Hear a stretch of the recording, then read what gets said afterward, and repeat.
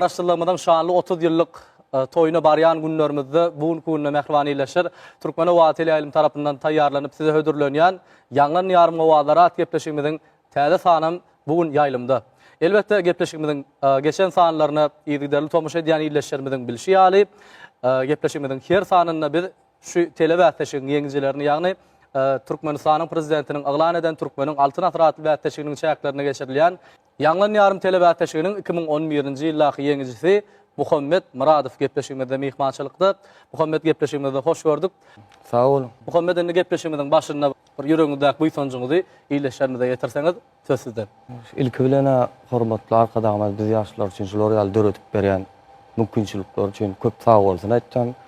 Hormatly arkadaşlarymyň jany sağ bolsun, tutýan işleri elmeden rowaj alsyn. Arzuwlaryňyz hasyl bolsun. Bugün gepleşigimizin dowamyny tomaşaçylarymyz sizden täze aýdymlara garaşyp bilerlermi?